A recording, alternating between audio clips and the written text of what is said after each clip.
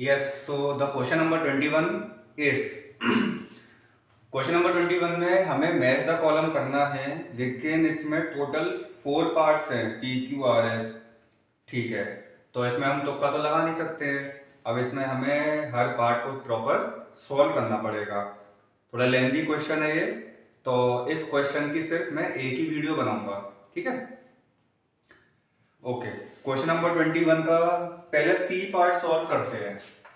Question number 21 P.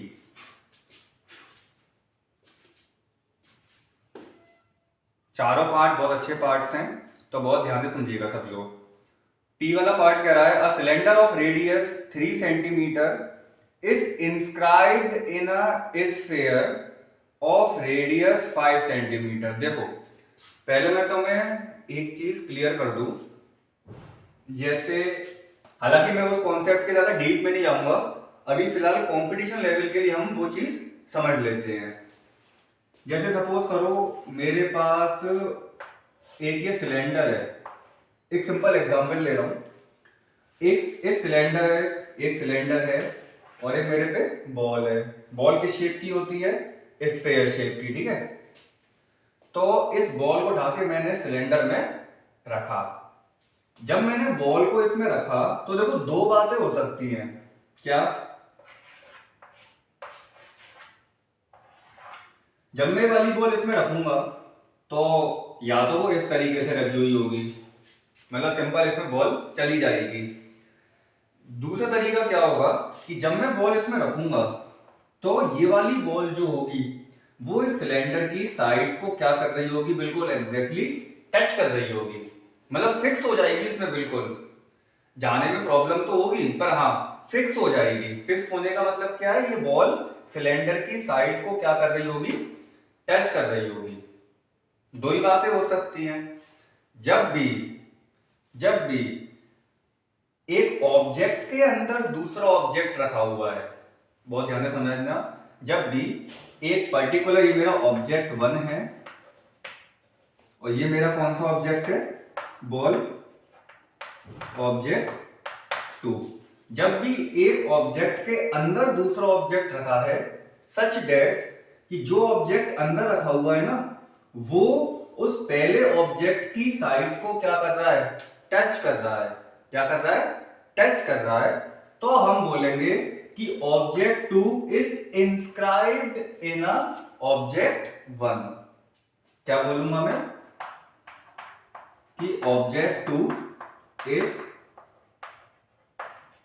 Inscribed in object 1। हालांकि inscribed और एक वर्ड और होता है सर्कमस्क्राइब्ड, इसका मीनिंग एक्चुअल में कुछ और होता है। लेकिन अगर हम इसको मैथमेटिकली समझें, प्रैक्टिकली, तो प्रैक्टिकली इसका मीनिंग ये होता है, थ्योरेटिकली इसका मीनिंग कुछ और होता है। कंपटीशन लेवल पे, एग्जामिनेशन लेवल पे हमें सिर्फ इसका मतलब समझना है।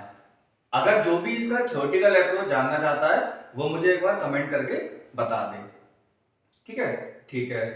तो हमने देखा कि ऑब्जेक्ट 2 इसकी साइड्स को टच कर रहा है, तो हम बोल देंगे कि object 2 is inscribed in object 1। क्या इसमें ऑब्जेक्ट 2 ऑब्जेक्ट 1 की साइड्स को टच कर रहा है? तो आंसर है नो। अंदर तो है लेकिन साइड्स को टच नहीं कर रहा है, तो हम इसको इंस्क्राइब्ड नहीं बोलेंगे। ठीक, ये इंस्क्राइब्ड का एक सिंपल सा मतलब हुआ है। ऐसे ही बहुत सारे एग्जांपल्स बनते हैं। जैसे मैं एक स्क्वायर लेता हूं, ये क्या है मेरे पास? एक स्क्वायर है। तो एक स्क्वायर में तो सर्कल देखो इस तरीके से बन सकता है। इसी स्क्वायर में सर्कल इस तरीके से बन सकता है कि वो इसकी चारों साइड्स को क्या करे? टच करे। तो आप इसका आंसर अपने आप से पूछो कि this circle is inscribed in square और नॉट। तो आंसर है yes, but why? Because this circle touches all the sides of the square, but in this case this is not. ठीक, इस कंडीशन में ये सर्कल साइड्स को touch नहीं कर रहा है, तो हम बोल देंगे circle is inscribed in a square. लिख देते हैं यहां पे, circle is inscribed in the square. Sir ये हम इतना डीप क्यों समझ रहे हैं, क्योंकि ऐसे इस पे क्वेश्चन बहुत सारे बन के आते हैं और इसमें बहुत ही अलग ही लॉजिक्स हैं। अभी मैं क्वेश्चन जब कराऊंगा ना तो आपको अपने आप समझ में आ जाएगा। ठीक, ये तो बात रही इंस्क्राइब्ड की। एक वर्ड होता है सरकमस्क्राइब। सरकमस्क्राइब, सरकमस्क्राइब का मतलब क्या होता है? जैसे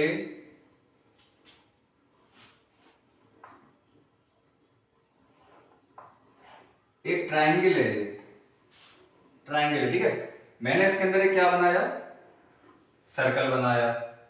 ओके, ठीक है, तो सर्कल ट्रायंगल के अंदर बना हुआ है, हाँ बना हुआ है। तो क्या सर्कल ट्रायंगल की साइड्स को टच कर रहा है? तो आंसर है हाँ कर रहा है। तो हम बोल देंगे circle is inscribed in the triangle.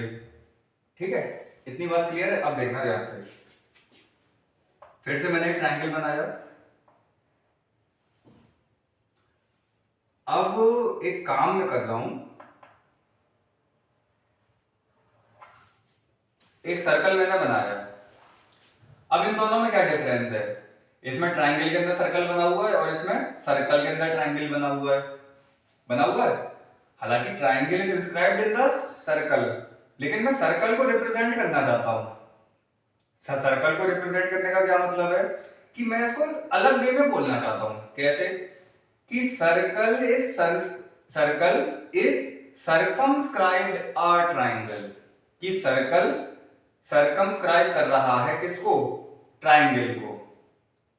आसान सी भाषा में कि देखो, एक सिंपल सा एक लॉजिक ये है कि इसमें हमें सिंपल समझ पा रहे हैं कि भाई सर्कल जो है वो ट्रायंगल की किसको टच कर रहा है? वर्टिसेस को। और ये ऑब्जेक्ट बाहर की तरफ बना हुआ है, तो मैं कह दूंगा कि circle is circumscribed a triangle. Simple सा लॉजिक है, आसान सी भाषा में। ठीक, ये मीनिंग समझ में आया इंस्क्राइब्ड और सर्कमस्क्राइब्ड का? ओके, अब मैं आपको एक बहुत ही अच्छी चीज बताता हूं।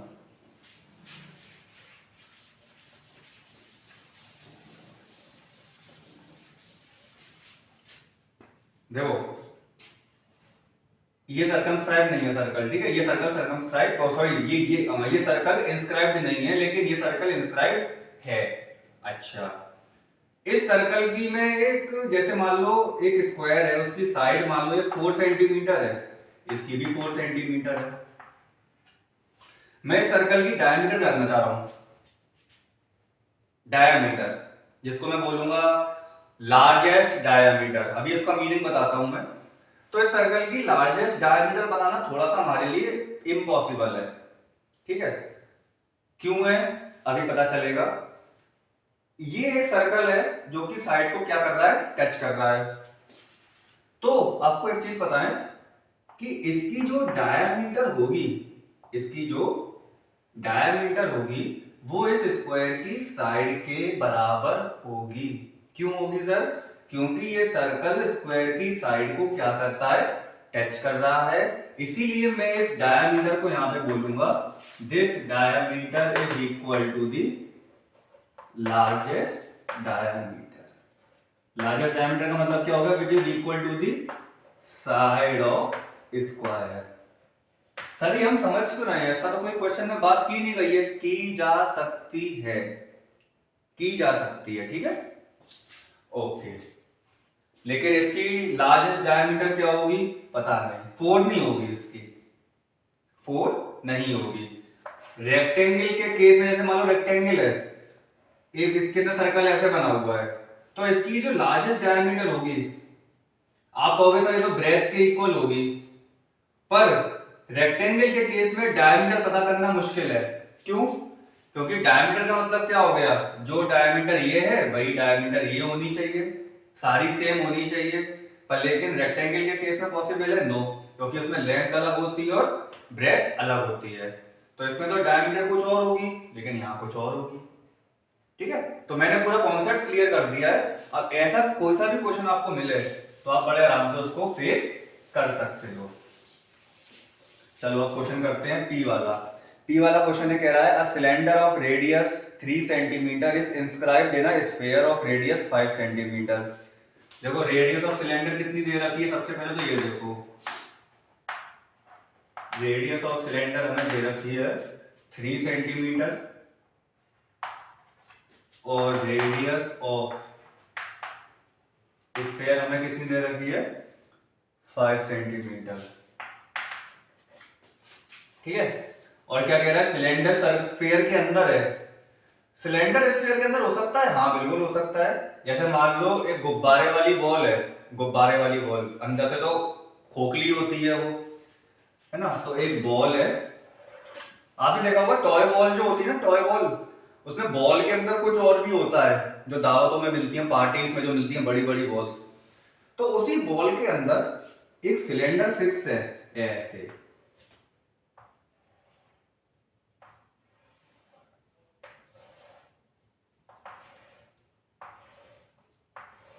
ये ऐसे इंस्क्राइब्ड है।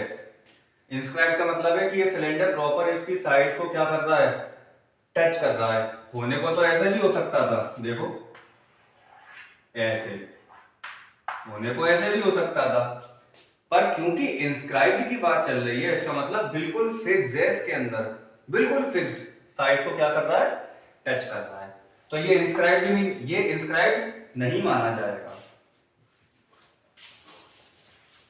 अच्छा, अब आपसे क्या कह रहा है, find the volume of cylinder, हमें सिलेंडर की क्या बतानी है, वॉल्यूम।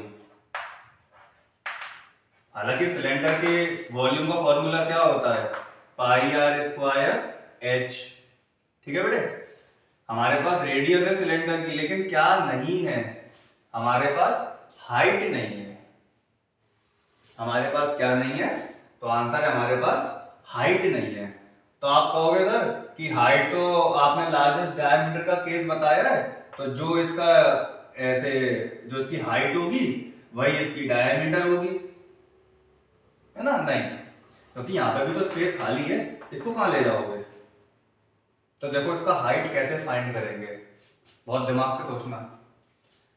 ये जो सेंटर होगा, ये सेंटर स्फीयर का सेंटर होगा, हाँ होगा, होगा कि नहीं होगा, बिल्कुल होगा, इसको मैंने मान लिया O। अब मैंने क्या करा, मैं सेंटर से ये एक मैंने ऐसे लाइन ड्रॉ करी,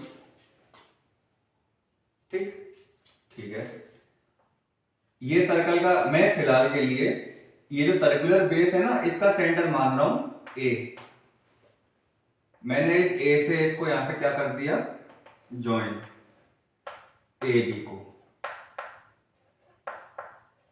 तो मुझे एक बात बताओ सब लोग, ये ए बी जो है, ये सिलेंडर की रेडियस है कि नहीं है, हाँ है।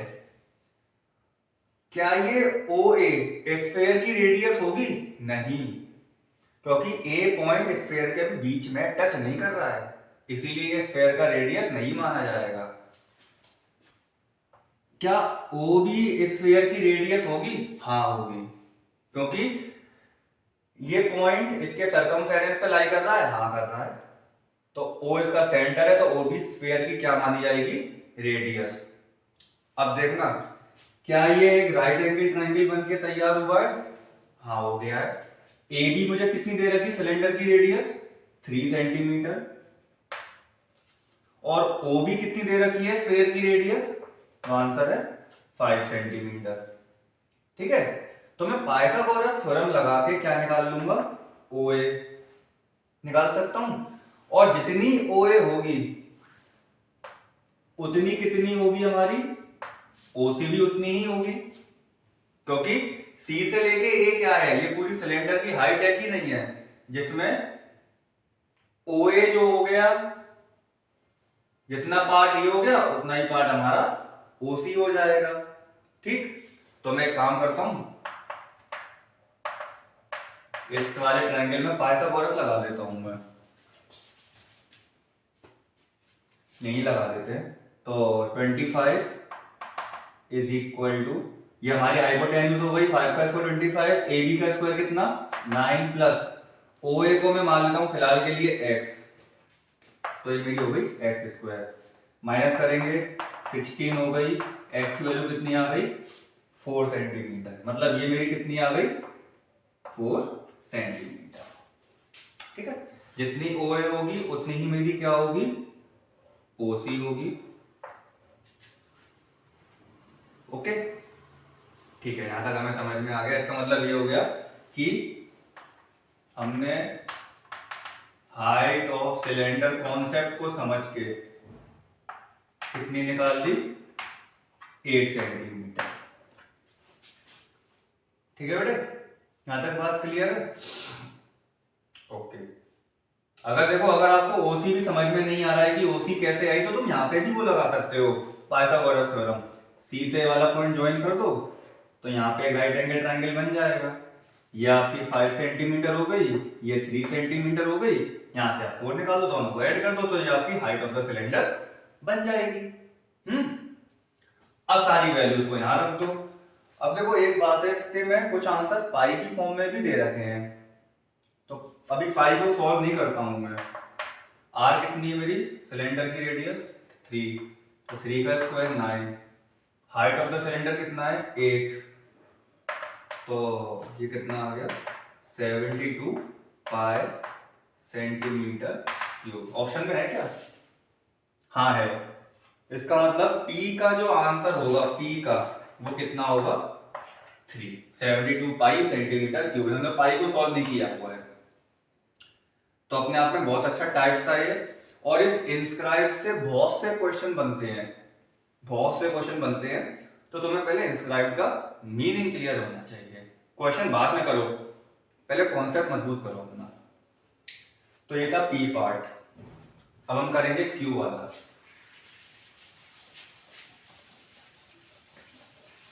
मैं अभी भी कह रहा हूं, इस क्वेश्चन की सिर्फ मैं एक ही वीडियो बनाऊंगा, क्योंकि ये क्वेश्चन बहुत लेंथी है। बाकी को मैं 2 पार्ट में डिवाइड कर दूंगा, एक पार्ट में 22 23, एक में 24 25। अब Q वाला पार्ट देखते हैं।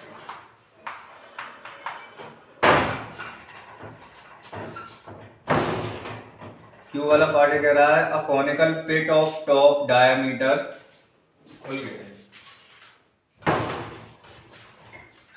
अ कॉनिकल पिट का मतलब होता है गड्ढा।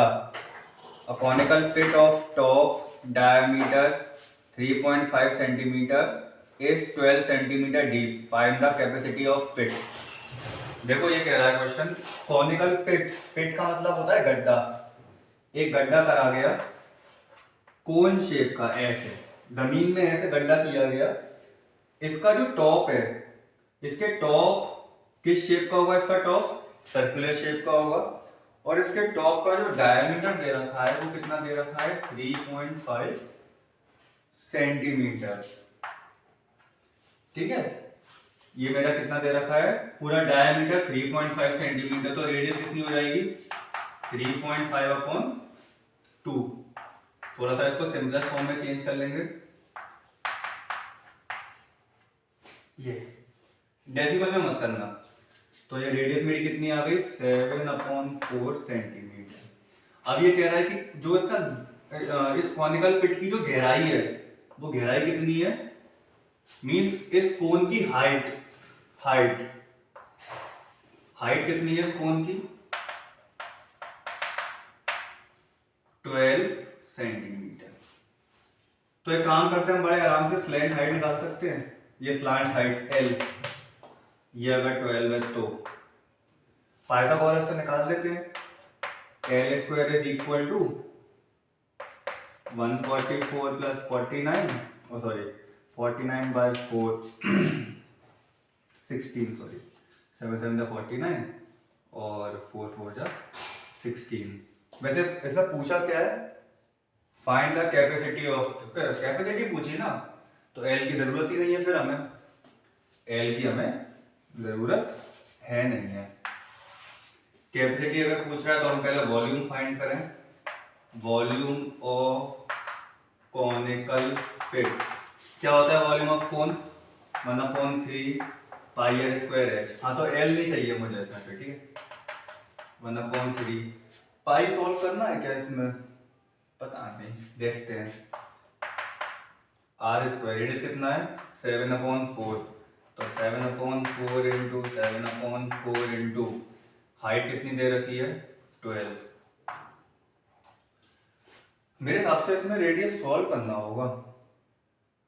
100 पाई सेंटीमीटर क्यूब, पता नहीं, देखते हैं। 3 4 12, 4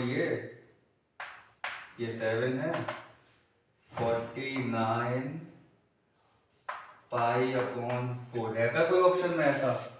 नहीं, इसका मतलब मुझे पाई की वैल्यू रखनी है।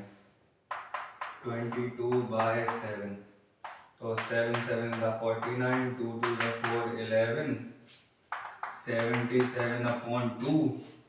इसको जब मैं थोड़ा सॉल्व करूंगा तो 2 3 जा 6, 2 8 जा 16, 2 5 का 10 सेंटीमीटर क्यूब, 38.5 सेंटीमीटर क्यूब है क्या? हाँ, इसका मतलब ये हुआ क्यूब का हमारा फर्स्ट पार्ट है 38.5 सेंटीमीटर क्यूब। कॉनिकल पिट दे रखा था, जो कि उसका टॉप का डायमीटर दे रखा था 3.5, इसको मैंने रेडियस फाइंड कर ली इससे। ये 12 सेंटीमीटर गहरा था। 12 सेंटीमीटर गहरा का मतलब हो गया उसकी हाइट आपको दे रखी है। क्या दे रखी है? हाइट दे रखी है। एल की जरूरत नहीं थी, आप एक काम कीजिएगा, अपने नॉलेज के लिए एल फाइंड कर लीजिएगा। एल फाइंड करके मुझे कमेंट करके बताइएगा कि एल कितनी आ रही है, ठीक है? ये आपके लिए होमवर्क है,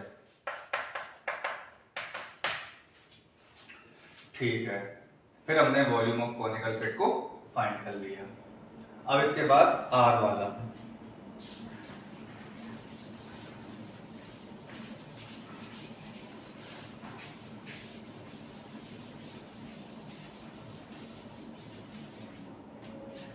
होमवर्क का ध्यान रखिएगा, होमवर्क आपको करना ये वाला है ना। आर वाला क्या कह रहा है? The length of a diagonal of a cube is 8√3 centimetre. हम जानते हैं कि एक क्यूब की डायगोनल की लेंथ का फॉर्मूला क्या होता है? Length of diagonal of a cube is equal to √3 into side. और इसी की वैल्यू आपको गिवन है क्वेश्चन में कि √3 side is equal to 8√3 centimetre. कितनी दे रखी है? 8√3 सेंटीमीटर।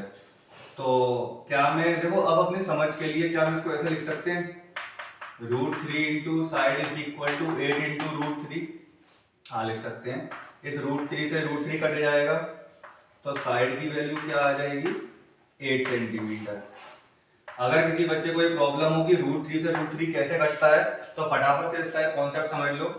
जब भी LHS RHS में नंबर ऑफ टर्म्स 1 होते हैं, नंबर ऑफ टर्म्स 1 का मतलब है कि मैं यहाँ पे कितने भी अलग अलग टर्म्स लिखूं और अगर वो मल्टीप्लाई हो रहे हैं तो मल्टीप्लाई होके वो एक टर्म बनता है। यहाँ पे दिख दो रहे हैं, यहाँ भी दो दिख रहे हैं, लेकिन मल्टीप्लाई होके वो एक बन गया है। तो जब भी लेफ्ट हैंड साइड और राइट हैंड साइड में नंबर ऑफ टर्म्स कितने होते हैं? 1 1 होते हैं, तो आप इसमें से सेम वैल्यू को काट सकते हो, ठीक है, डायरेक्टली। ये रूल होता है। तो क्यूब की साइड मिल गई 8 सेंटीमीटर, क्या निकालना है? वॉल्यूम। तो वॉल्यूम ऑफ क्यूब क्या होता है हमारा? वॉल्यूम ऑफ क्यूब होता है हमारा साइड क्यूब।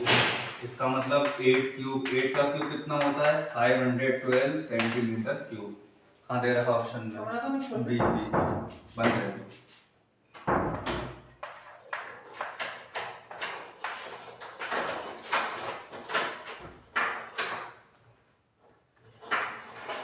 आर का हमें दे रखा है सेकंड।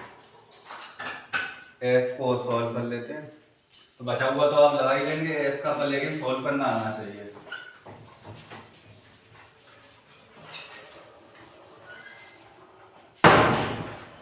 वो तो ये कि बचा हुआ ऑप्शन है, जो बचेगा वही एस का आंसर होगा, पर लेकिन हमें सॉल्व करना भी आना चाहिए।